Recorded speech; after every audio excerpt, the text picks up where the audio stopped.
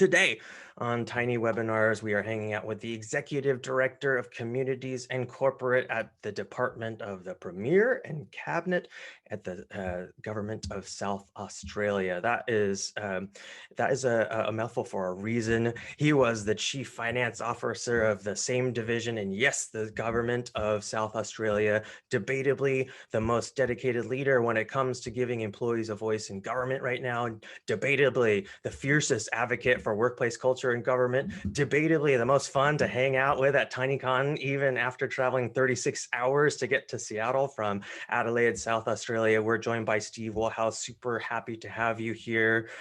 Share with viewers what your role is, because I find it fascinating. Please lock in on this. We have three levels of government: Commonwealth, which is all of Australia, essentially run at a national level. So I work in the state government, which is sort of the levels where we have New South Wales, South Australia, Queensland, West Australia. So Australia being built up to those sort of states. And then we have local government, which is our sort of council areas.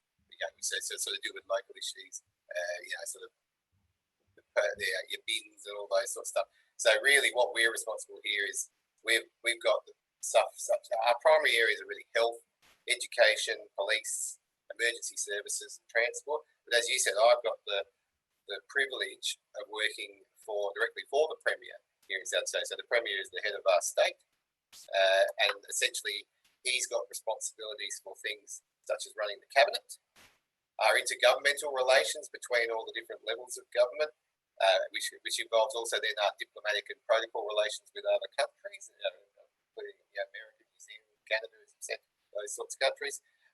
But then a Premier, when they're in, will generally have their own sort of what we call portfolio interests. And in this particular case, our Premier is interested in tourism, defence, emergency management, veterans affairs, Aboriginal affairs, arts, and multicultural affairs. So where's that lead? As you said, yes, I'm a finance guy by trade. So how did I end up in this job? I'm not 100% sure how that happened, but it did. So I've done finance most of my life, banking, auditing, those sorts of things. But the role I'm currently in now has sort of two arms, which is why, as you said, it's a mouthful of a title: communities and corporate, blah, blah, blah, blah, blah, blah. But essentially, it's dividing the two functions. Corporate services, which is, I'm sure many people will understand, is your finance, human resources, information technology, communications, procurement, all those sorts of functions.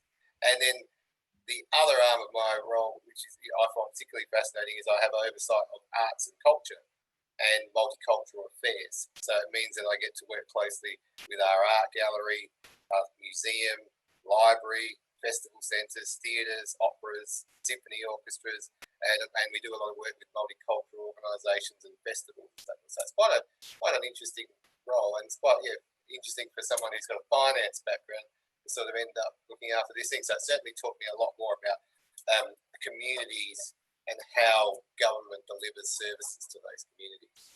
And so to me, that sounds like you understand the challenges just about, better than anyone. And, recently you shared with me that the government of South Australia, from an employer standpoint, takes understanding employees, measuring and maintaining their happiness at work very, very seriously. Tell me about that. Yeah, and it has, you're right, and it's developed over time.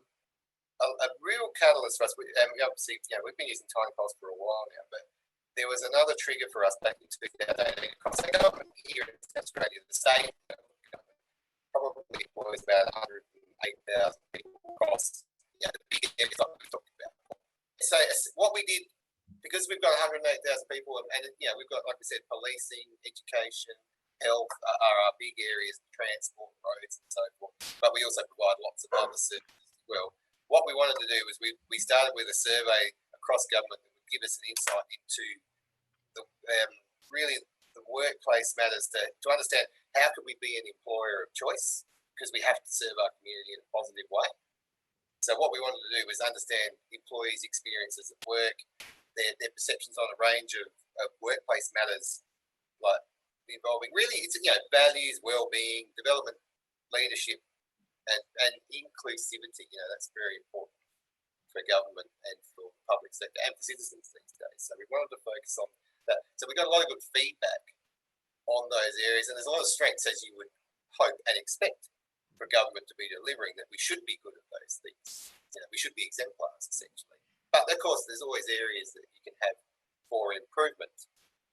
And so what we were interested in then was how do we use, and let's say because we've been using Tiny Pulse already, albeit probably not to the level that we needed, we really wanted to focus on those findings. So how do we take Tiny Pulse and build the findings from the surveys to actually develop it specific to Premier and Cabinet? So Premier and Cabinet, because as I said, it's portfolio related.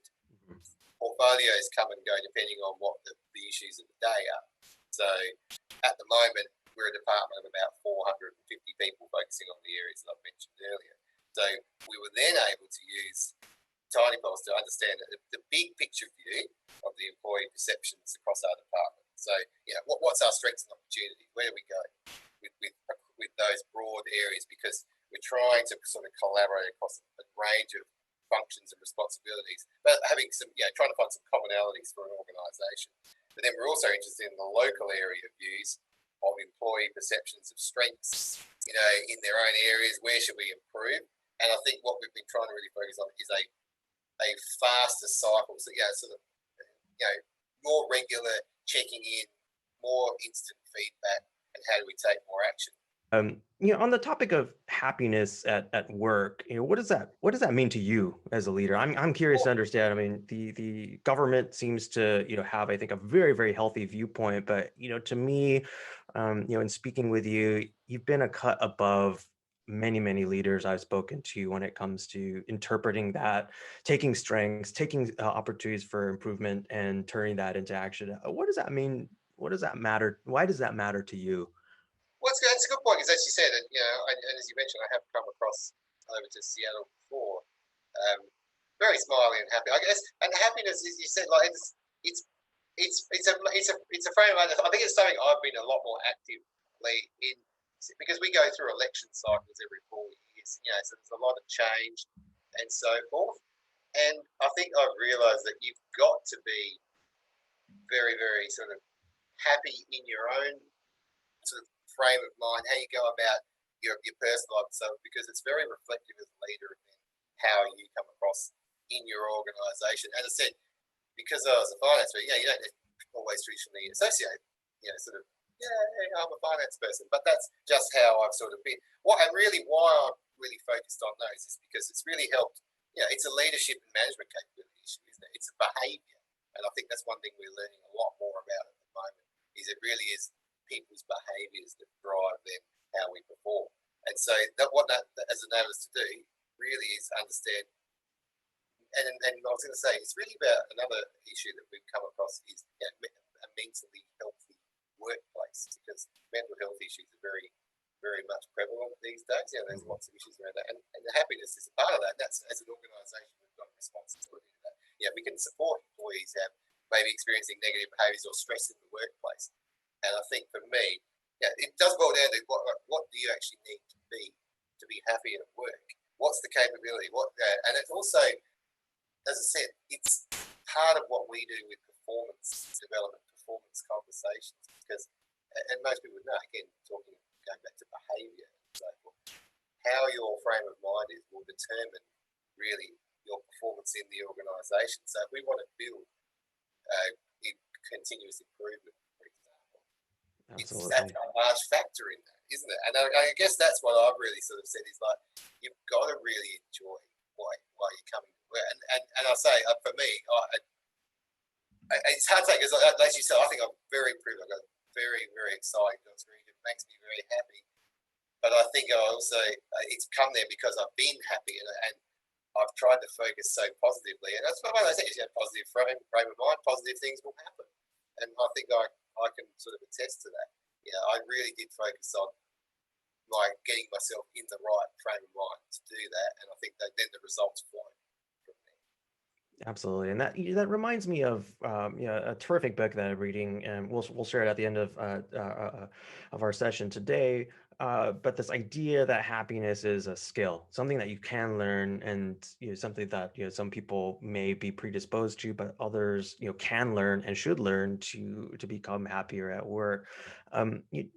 it seems to me, Steve, that a lot of leaders have expressed to me that it's hard. It's hard balancing being there for employees, being there for each other, but also getting what we need to get done. And in your case, it's serving the public. How do you handle the tightrope of getting work done, but also being the person who's going to oftentimes be a listener because that's what's going to help them most? Tell us It about is that. actually, yeah, I'll come back on. I want to talk a bit more about listening, but might cover that a bit later on. But for me, again, being a combination of corporate, which is a lot of process and systems. So a lot of what we've focused on is developing the systems and processes, and in particular, single points of accountability, because single points of accountability lead to both empowerment, delegation. It actually helps fulfill people in their roles, and the systems and processes to support that. And that's how people get caught up. Oh, you sort of get stuck in this process. You want to talk about all that kind of stuff. But really what that enables people to do is really understand what they're there for and how they fit in. And so, like, as I say, the division I look after, communities and corporate, represents about half of the staff in our department. So it's quite large. But by breaking it down into those roles, the single points of accountability, clearly defined roles, and then what we do is we've implemented monitoring and reporting, and all of our performance conversations are around that.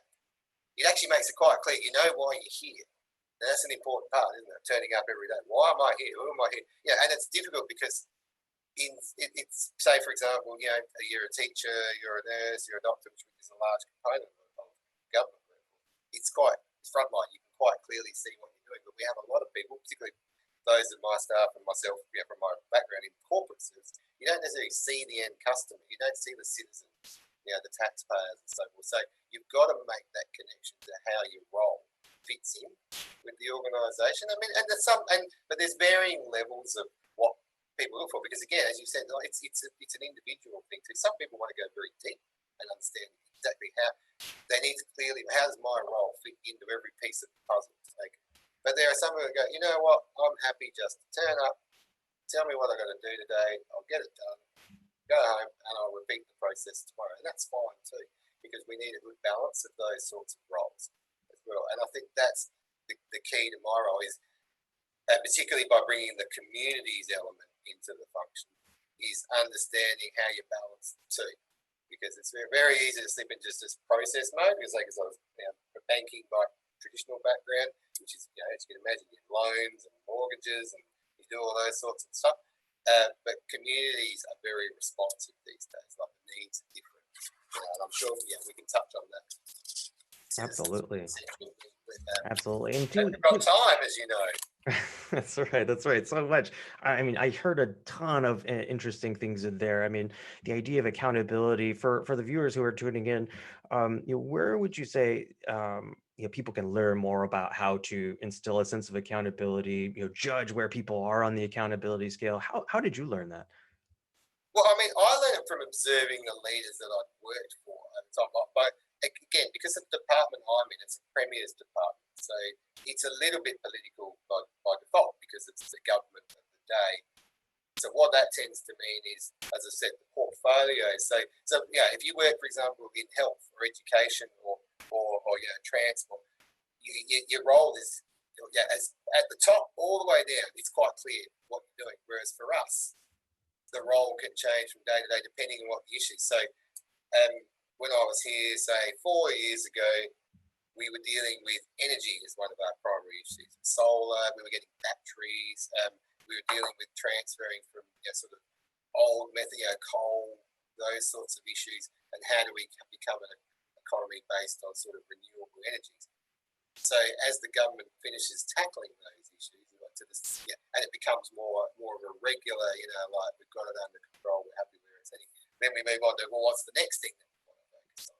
And so what that meant for me was it brings in lots of different leaders into this department. And so I was able, because I was finance at the time, and finance, of course, everyone, money, doesn't it? Money is one of the things. It's like we can't get away from budgets. You need money to do things. So I was able to work with all those different stakeholders and leaders and really understand their different methods and how they work. And that's when for us in 2018, when we had a change of government, so it was the first actual change of government for 16 years, I'd sort of written a list of, okay, if I'm going to take on a different role now, what things have I learned from working for the previous sort of regimes that I would want to implement if I was given the chance? And then I took that, and when the new people came in and said, this is what we want to do, I said, well, this is how I would support you with doing that. And they were happy with that. So they said, all right, well, you can go and do it. And then they said, oh, by the way, you can do a few other things. And my role grew and grew. So it was basically, really mapping out what I'd learned and then applying that, but actually being able to articulate that to my new chief executive, to our new premier, saying, this is how we would do it. And how did you incorporate employee feedback into what you wanted to do at that point? Okay, you came up with, it sounds like you said, okay, I've learned a lot from past administrations and past leaders that I've worked with. What was that aha moment of, okay, we've got to put in put in something that we can listen continuously? Was there a moment that made you think? And no, there was actually. And it was around, because we'd had Tiny Pulse in the department under the previous sort of regime. So I actually didn't set it up. I was a user at the time, or administrator. I think apologies, I'm getting the wrong terms. We use different terms over here for how we sort of manage it. But essentially, I was part of the Tiny Pulse community in a different level. So we were, it was there, but we hadn't really understood the tool and how we use it. We were treating it at that point more of a task. Oh, here it comes again. Oh, we've got to do something. Let's do it. And I think what we realised, because as I said, when I sat down to say, if we were redesigning our department to provide all the support it needs, I sat with my head of people and culture, Scott, who met as well, came over a couple of years ago. So, and we sort of talked about all the different tools that we had available, and that was one.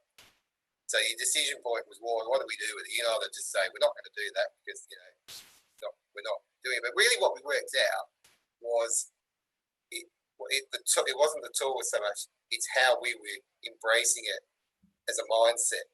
And that was the aha moment. It was like, hang on a minute, it's us as I don't know if it's like, I think there's terms like culture committees and so forth, but essentially we needed a way to embrace what we had. And there's other things that we use, other systems that we for other things, some learning management, improvement, and whatnot. But in this regards to engagement, which was really important, because we had a process where, because of the change of government, we had to have 75% of the department had to leave and go somewhere else, and then we had to bring in some new, probably another 25% coming into the department. So all different cultures, people working in different ways, and say, well, how are we going to actually do this really, really quickly? Because you really need to settle in and support the new government of the day, because it's got to look like a nice well-oiled machine. They don't want to know behind the scenes how you have to do it. We just have to do it. And that was the moment I think we realised this is actually the tool for us. And what we were able to do very quickly was extend Tiny Pulse out into our cultural institutions. So we've got really good take-up now with our library, museums and art galleries, so because they'd never had that opportunity before. And so what we were able to do was say, not only are you coming into a new department, Premier and Cabinet, which is the first, for us, what we call First Minister's Department, so very privileged, as I always say, but we were actually able to show them the benefits of being in the department because you've actually had a voice, and it was instant feedback and instant responses. That's one of the things we've been focusing on, and particularly more so now. We talk about that every week. How do we get back to people? How do we engage quicker? Because we live in that cycle. Hopefully we'll get a chance to talk about that a bit more, but we're living in a very much more responsive, personalised cycle. People, the tools that are out there in the real world, as I always say, the things you can get on your phone, so it's instantaneous, and that's what people are looking for. Absolutely. And so it seems to me too that your unique positioning, having worked with a variety of different work cultures within the government, allowed you to tie those together.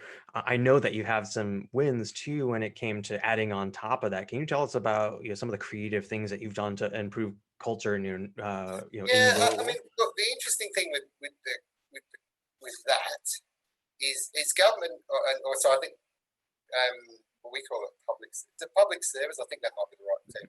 Yeah, is, as I said, it should be anyway, because it represents really how society should work. It should be an exemplar in employment and conditions and so forth. That's just how it is, because a lot of the policies of workplace reform and so forth are set within government and flow on to the rest of the community.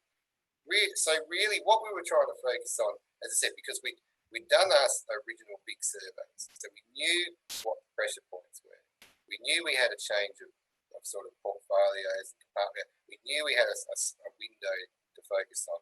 And really, the creative things for us are, they're not limited, but they're a bit different, because as you can imagine, we're a taxpayer-funded organisation, so you can't go crazy and spending money and sending people off doing all sorts of things. So there are elements of what we can do, but really then what we had to say was, well, how do we focus on happiness at work, diversity and inclusion? As I said, health and well-being for us is really important.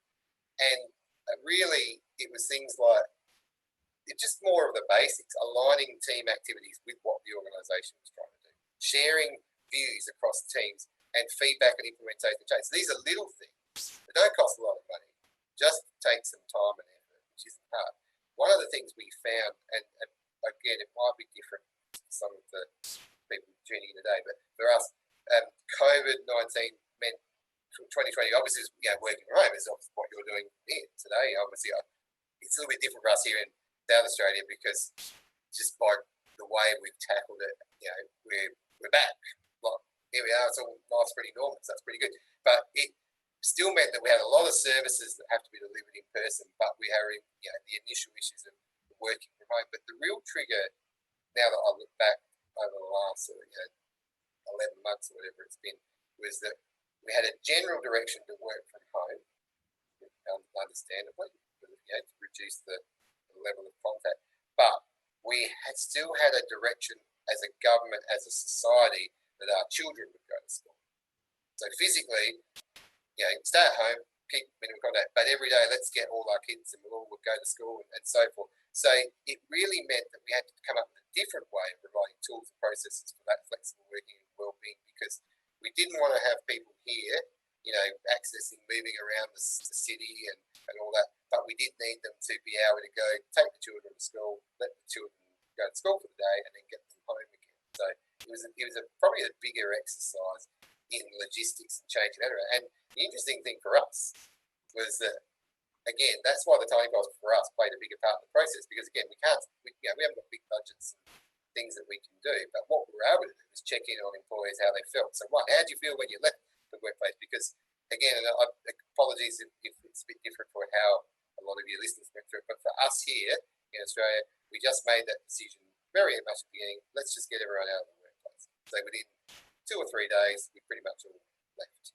Then we sort of said to people, okay, now you're at home, how do you feel about the situation that's unfolding? So we really rewired a lot of our questions and pulse around how's everybody feeling, because we can't see you every day like normal. You can do Zoom check-ins and so forth, but how do we more quickly get across everybody so we can look at it? Like literally, I can sit on the screen and say, okay, I can check the different areas and see what the feeling is. But then what we wanted to focus on was, how do you now feel as things are getting under control? We were very good, as a government, both across Australia and here in South Australia, getting things under control quite quickly. So how do we feel about returning to the workplace? Because then we were having a balance between health, social issues, and economic. So as the health came under control, or the economic, we want to make sure the economy is protected. So we worked through that. The main issues we actually got from the Tiny Pulse feedback with our employees was actually the use of public transport and office elevators. So we sort of, if we could tell, so it sounds like small things, but it made a lot of difference to people on how that was approached, and the cleaning regimes and so forth. And so then really that's got everybody sort of back in a good place. Well, the other thing we're trying to do now too, and I'll talk a bit more about if we get a chance to do that Tiny Pulse, was we learned how to celebrate our successes. So what we're doing, and we've got, and it's because now that COVID for us is a lot more under control, we will be basically gathering a lot of our employees next week to have awards and celebrate our achievements. And so really, again, building on the areas of focus, we're going to be celebrating delivering outcomes, advising and collaborating because we are a Premier's department. How do we support our Premier? How do we support our communities? Let's celebrate high performance, how we responded to COVID, because as a government and as employees working on we responded well. But in particular, the one I really like that we've been focusing on this year is Tiny Pulse achievements. Let's understand who's been using it, how they've used it, who's reached out, and so forth. How have we been messaging each other? How have we been using cheers and so forth? And really, what are those successes? So I'm looking forward to that. That's next Friday for us, so that'll be really, really good.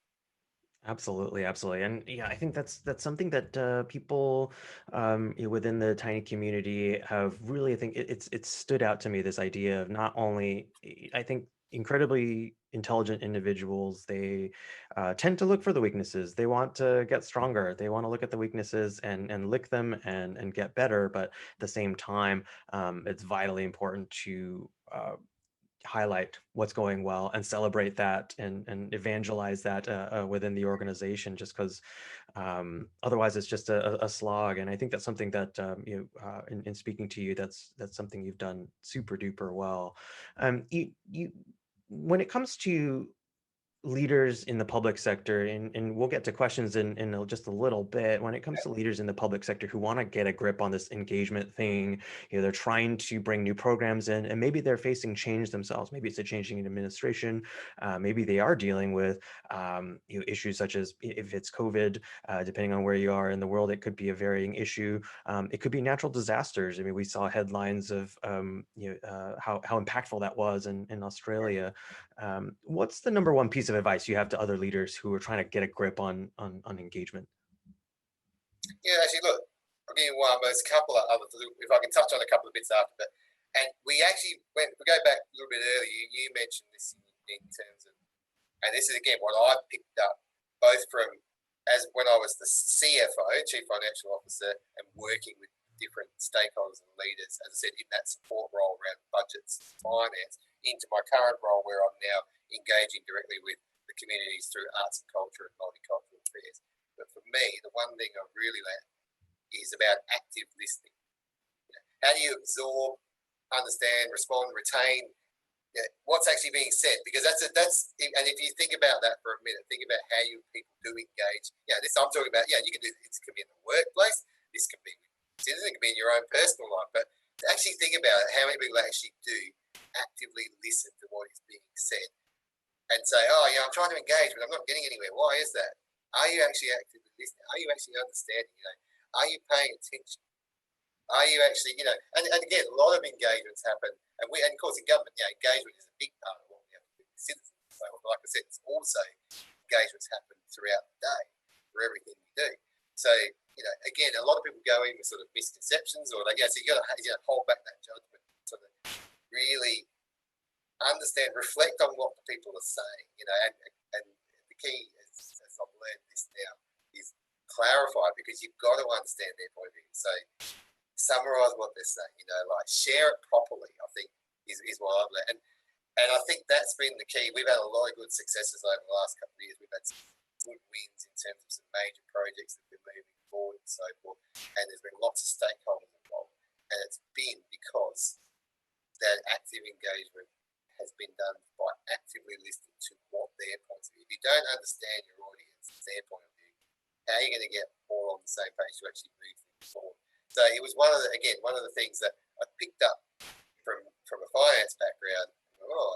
Maybe there's a different way, because finance, some people might get the view, particularly in a government, that it's just no, we don't do that. No.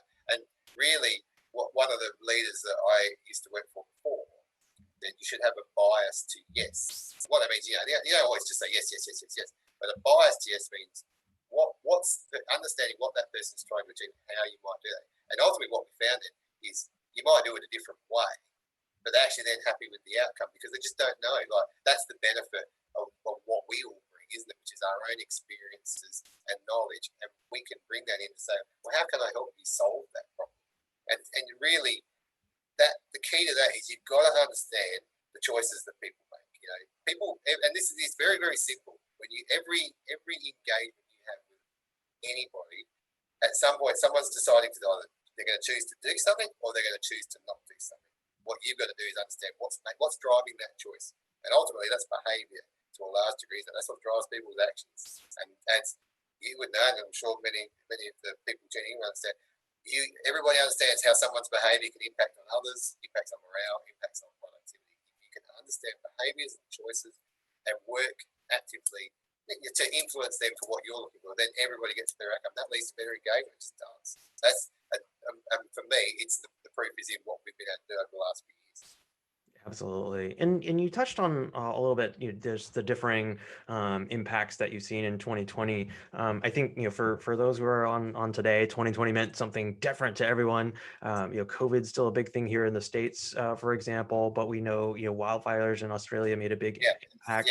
Tell us a little bit more about that, just because, it feels to me like that was such a, a stark contrast to perhaps COVID, because it wasn't thought of as, quite something that to be controlled from a people standpoint, but something that took resources. It took just deployment against just sheer forces of nature. Tell us about that.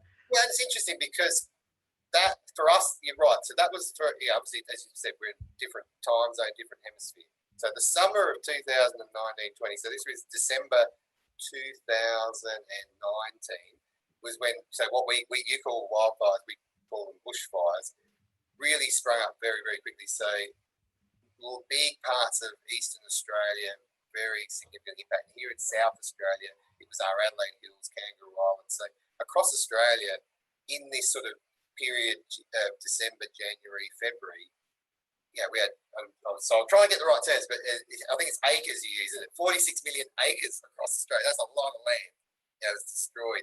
And we lost a lot of lives, thousands of buildings. And the thing for me personally was around things like animals. Like people, you got to remember too, because obviously this is across big piece of land.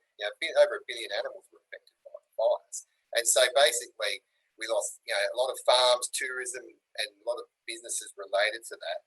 And so what we were doing very quickly was response. How do you actually get on top of this stuff? Because we're dealing with the fires as they happen, getting people safe, and dealing with keeping people housed and fed and so forth. And the animals issues and so forth, because there was a lot of damage caused to livestock.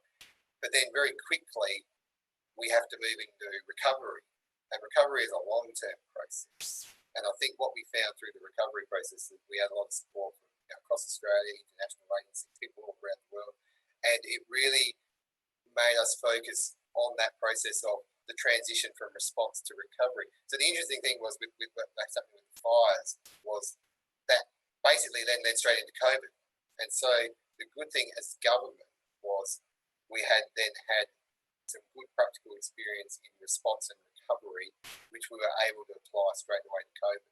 Same process. So in our department, a lot of we run emergency management as a function, so we are responsible for recovery. So we were able to very quickly support the government in its response and also help with the recovery transition. And and so in my area, particularly, a lot of it is to do with communications with citizens and so forth. How do you help with the initial, what do I do, where do I go, to the long term, which is, I've lost my house, I've lost my livelihood. What do we do to get rebuilt? And so it was a terrible time. It was literally just transition from one event into the other. But as I said, I think the learnings from that have placed us well, which is why for us, in terms of COVID, I was just reading this morning, we're back to, according to the news I was reading, something like 90% of our jobs are back to where we were prior to COVID. That's a good thing for us. So we're quite a resilient community now. So Australian people are very good at sort of getting together, working through what's the mission, what's happening, and then we get through that, and then we sort of then lean on to recovering. How do we all work together to get through this in the long term? And really, it's a bit like in business. Is that what we've learned now is preparation for wildfires, bushfires is we got to understand the risks, we plan for them, and then we make those early decisions on what to do. And I think that's the so it was a huge impact, but it's created a lot of learnings which will benefit our communities moving forward. Fantastic, fantastic, and tons of learning there. And it seems to me too that there's, a ton of execution that also has to happen going forward. Planning for things, and maybe it doesn't always go right. I'm sure much of the execution gets messy. But what's the biggest thing you think public service leaders need to anticipate in 2021 when it comes to managing against COVID? For example, our poll question, 94% of folks on this call are, COVID was the big thing for them in Yeah. 2020, and many are still recovering from that. Yeah, well, and look, whether it's wildfires, COVID, jobs, or whatever, I think the issue, one thing, actually, COVID and the wildfires are probably the best two examples of what it just highlights again. And a lot of people will know this that work in the public sector, but I think these are really good front of mind examples of why we're expected as a government to take a more citizen centric view of both, and that's policy and in services. Because in a normal world, like just people are going about their business and they're buying, consumer goods and all that sort of stuff. And, people are very good, aren't they, now at comparing service levels across the industry. People know what it means. Information, there's way much more information. It's readily available. Very easy to make comparisons. And in government sense, people expect, what do they expect? They expect personalisation, choice. As I said before, choice. They want speed of delivery. They want quality in their interactions, because they get that, don't they? The world's changing. You get that now. So as a government, how do you design those citizen-centric services? You need to actually understand citizens and their expectations. And COVID and the wildfires gave us a lot of insights into what people are thinking and what they want from a government. And so then, therefore, we have to get the tools, the skills. So the tools, the systems, the processes, as I say, that's my background, I like that stuff. But the other element is the skills, the soft stuff, which is the other element of the role, which is what I'm enjoying this too. How do we engage and create with the end users different approaches for what they're looking for? How do you actually deliver the services? And, so like for, again, using COVID as examples, we were able to focus on government portals and communications activity. We were getting information out, turning around advertising campaigns, getting information into the press, on the day. It was just rapid because people were grabbing their phones and saying, I want to know now what's happening. As soon as they saw something change, we need to know. And that's where we're focusing on. And really, for people, think about it from a government perspective, the change is really, there's short-term tactical matters, and I always call that, what I picked up last year, is like the news cycle. There's a news cycle, and things happen quite quickly, but then don't forget the underlying long-term strategic policy matters. So a government has to operate between tactical, responding quickly to the issues of the day, but good government will always focus on the long-term and what people are, what citizens need. That's awesome. That's awesome. Thank you so much, Steve. I want to hand things over to Q&A. We have a ton of fantastic questions, and I want to give an opportunity to light those up. Steve, feel free to evolve these questions to your liking. The first one is most highly upvoted. It comes from an anonymous attendee. Anonymous. Hello, Anonymous. That's right. I've been using TinyPulse for a couple of years, and I've learned that in the end, it's all about action. I'm interested to hear about the process in your particular environment for putting specific learnings from the tool into action. So let's start with that. Do you have some stories on how turning learnings to action? Yeah, because as I said originally, we use that whole of government survey to focus on the issues. Well, actually, let's engage. As you said, you get that feedback. Then what we did was we turned it into the action plan, and that's when, as I said, so we now have specific deliverables around gender, diversity, Indigenous employment targets, mentally healthy workplace, and so on. So these action plans, and as I remember I talked earlier about the single points of accountability. So those actions then were assigned, and we actually reported them. So as we said, that performance conversation, and we use the tools that we talked about to do that. We are basically linking it all back in, so the employees can actually see the starting of, we asked you, you told us, we listened, leads to, because it's government, that's how we do it. We actually do. We publish these action plans, they're on our intranets, they're readily available, and we'll actually report on our progress. And again, as an across government, we then come back and do the survey. So we do the survey again, and then we look to say how we improved since the survey 3 years ago. And then we will update the plans accordingly. But it is, you said, for me, it's actually about the plans. It's getting the plans and actually don't just say, the danger is take a plan, put it on the shelf. Don't do that. Build it into your performance conversations. Fantastic. So build into your performance conversations. And I think this leads very nicely to the second part of this question, which is what are the key steps you take to close that loop, and how do you know the actions you take are making a difference? And it sounds like building performance into it is one aspect. Are there other aspects? Yeah, and reporting it back collectively, as I said, because we will now present that. Yeah, that information is available. We don't hide it. The information is available for employees to look at. As I said, we will now, over the next few months, get ready to survey again and see how the people now feel based on these are all the things that we did. We said we'd do them. How's it impacting on you? And then we'll use that to start the cycle over again.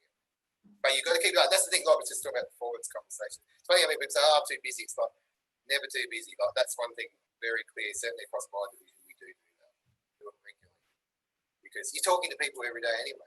So it's not hard to modify that into the conversations that you need to have that can be actionable. Terrific, terrific. This question comes from another anonymous attendee, and it has to do with sharing. How are you sharing the results of Tiny Pulse, or the fact that you're using Tiny Pulse with the public? So Tiny Pulse, not public, I say, because we use it as the employee engagement tool, but we publish the results of all of our questions across our department. So we use our intranets and our news feeds to basically say, here's what's happened. But as you said, they also want to know what actions that we take. So for me and my division, we'd actually take the actions down to the local level and actually work. So, again, like my original term around single points of accountability, my direct reports, we meet every week. Part of the role of that group would be almost like you call like the culture committee. That we will say, Tiny Pulse, what's happening this week? What are your comments? What's your feedback? What's your scores? What's the issues? And then we talk about how we might address those. Within each of those directors, they have their business units, their managers. We break it down and say, what are the issues that are affecting your groups? And then they are responsible. So again, it's all about single points of accountability. Who's actually responsible? They will deliver that, and we will work together. That's how we've been doing it. Excellent. I hope that's the way we should be doing it, because I like it. That's right. That's right. And you're one to follow on that. Absolutely. Steve, do you find that we touched on just a little bit at the end there on anonymity? This question comes from an anonymous attendee. Do you find that there are challenges with anonymity in the government? First part of this question is, how do you encourage employees to share feedback, even if it's anonymous? Yeah, I mean, look, it's funny because when I first came across Tiny Pulse, as I said, in a different role or different we were treating it, it's a bit odd because it is anonymous, and I think people need to be really clear. This is an anonymous tool. You can't tell. And people say, oh, I'm writing something and you know it's me. Like, no, we don't. But when it started, it was a bit of a guessing game. Oh, I wonder who's saying this. Like, where would that come from? But then once you get past that sort of mindset, you start to realise that why is someone being anonymous? What's making them worry about wanting to share that information? And I think so. We've been engaging more with private messaging to say to people, that's a really valid point, a really valid comment. Interesting, that you've done it anonymously because we want to action this. We want to take it further, but we need to know more because a lot of the comments give you a little bit of a taster for what it might be, but sometimes you need more. And really, we then reach back privately and say, look, just let's come and talk. And that's the bit I like the face-to-face stuff too. Is that you want to come and talk face-to-face because we want to demonstrate we can take that action. But the private messaging is really important. So everyone should take up. It is anonymous, and private messaging is a really good way to engage quickly. So again, as I've just been saying before, our weekly meeting with my team, we sit there and we say the messages. What have you received? What comments have been made? Have you dealt with them? Have you spoken? And sometimes that leads to actually people coming forward. Sometimes they don't want to. That's fine, because it is an anonymous tool. People should take comfort in that. But I guess what I'm sort of advocating for over time is it makes for a healthier workplace if you can all actually talk about it openly. Because government is essentially accountable to the people. We're subject to freedom of information. And for me, I think that's an important part of how it should operate. Perfect. But I respect the anonymity and how we do that. Terrific. I have a fantastic question. That's good. This question comes from another anonymous attendee around how you're celebrating successes. So the message is, I love celebrating successes versus just focusing on the squeaky wheel. Can you share some more examples of how you highlight this in your celebration on Friday? Yeah, so that's so as I said, we will be. It's an awards program, so we had a lot of nominations across the various categories in high performance supporting the premier communities, and so forth. So we celebrate both who was nominated, because we had lots of nominations, and that's a good thing because it means people are actually thinking about what they're doing and how it impacts on our communities, and wanting to share that. And I think that's really what this boils down to. Like I said, we are government. It's taxpayers' dollars. We're not going to do things, in a silly way or whatever, but for very little cost, we can actually talk and share about this. And I think that's an important element too, because a lot of, certainly my learnings over time is governments are industrial by nature, because there's lots of employees and so forth, and there's lots of issues. I guess you're right. We tend to focus on negatives, and I think it's now. I guess I've flipped me a bit like we've been talking about happiness. It's the point where I like getting out of bed, coming to bed happy. If you can focus on the happiness of what makes people happy about this, then it's really, it's contagious, isn't it? Like, it's a good way to be. It's a good way to live your life, and it reflects that in the workplace. Why wouldn't you want to come be happy and share those? And I think that's what we focus on, is sharing the positives. We're going to get better at that, and I'm really looking forward to next week. So I'll report back to you how we win. Yeah, as will we. As will we. So this question comes from Devin. Shout out, Devin. Devin, as a public agency, how do you Yes. actionably address the feedback at each level of your organization, especially given your size? So let's start with that. Hang on a minute. I've just got to wave to. I've just got someone. I'll be there. Right. I've just told the next person. So it's the director of the South Australian Museum. So we catch up again, performance conversations, and we talk about what's happening. So there you go. So real life example in 5 minutes time when we sign off. Outstanding. Can we just repeat? Just go with the question again. That was. Yeah. So at your size, given your size, how do you actionably address the feedback at each level of the organization? Yeah, and again, I'll touch on it. I'm going to because I still think I'm the biggest advocate for this. And please, apologies to everybody. Why is he saying that again? Single points of accountability, getting the structure, which means because it makes it manageable. Okay, so manager level, and everyone's got different structures and different. I understand that, but I work with my directors. My directors work with the managers and team leader. It's different structures, but fundamentally, getting the right level of accountability so that people get direct and immediate, or virtually immediate, because these tools are immediate. You can do it.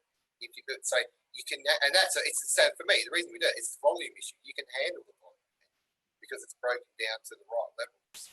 And there are, but what the key is, where someone's got some stuff is like we talked about at the very beginning, local level, right? Local level. Let's address that topic. We can do that. But some of the stuff fundamentally is more organisational wide, and that's why you want those feedback channels, so that organisationally we can start to look at each other. And that's, as I said in one of the other questions we were chatting about, the difference between sort of that short-term tactical versus your long-term strategic. Some of the stuff you're going to be getting the feedback on is short-term tactical. You can deal with it and make people happy.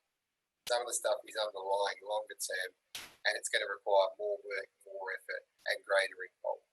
You've got to get the balance between the two. Fantastic. And I'm just going to dig a little bit deeper in there, Steve. And it seems that the second part of Devin's question is around building those single points of accountability. I mean, if there was a 3-point playbook for building single points of accountability so that feedback can be effective at the right levels, how do we get started doing that? Well, I mean, one is which is what I did after we had the election 3.5 years ago, and we had the change of government, change of structure. We got the structure right up front. We sat down and designed it very quickly. We then built the process around, as I said, I wanted the single points of accountability and structure, but how does the process support that? And ultimately, it's the reporting or the feedback, the feedback loop, whatever you want to call it, building in a cycle so that you're never waiting very long. So, for me and my direct team, it's every Monday we get together. We go through everything. As a group, we come together on a Wednesday. And we do that without. And I've got to be honest, most of the things that I'm responsible for now in terms of where we need to do things. We do them a weekly cycle. I think it's getting some things people ask for monthly. I find it's too long. I'm finding that weekly is the right, even if it's not a long time. It's more important to come together regularly. But you got to remember, we're in a fortunate situation here in South Australia where we can do face to face. So yeah, it's obviously you can do it in this virtual format. We do that, a lot of that. But for me, now that we're back on board and sort of operating pretty much as normal, it just works really well for us to get together on the various topics. I've got arts, I've got multicultural affairs and so forth, dealing with them on a weekly basis. So I've structured all the time around that, and I stick to it. We never cancel. We don't find another excuse. We stick to it, and then we make sure we work everything else around that to get it done. Healthy habits indeed. Steve, with a couple minutes we have left, I'm going to give folks a chance to enter their surveys at the end here. But this has been amazing. I wish we had a few more hours to chat about this. Yeah. Is there anything you want to share to part with viewers today? Anywhere you want to for us to direct them? Yeah, well, I mean, I said, look, and you're right. You mentioned that we came over for TinyCon, and that was part of that for me. That face-to-face a bit, because we've been using the tools, and virtual is good, but the fact that we actually then got to meet very similar people, like in my situation, the leaders in the community, how do we actually use this as a competitive advantage?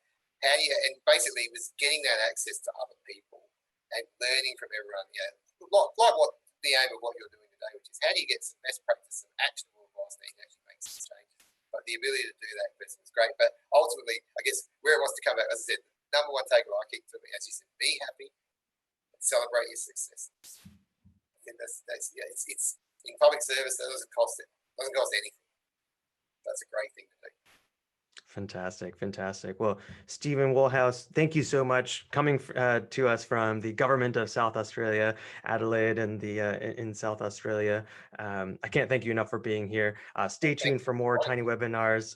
But Stephen, thank you for being with us, and thank you to our audience for being with us today. Thank you.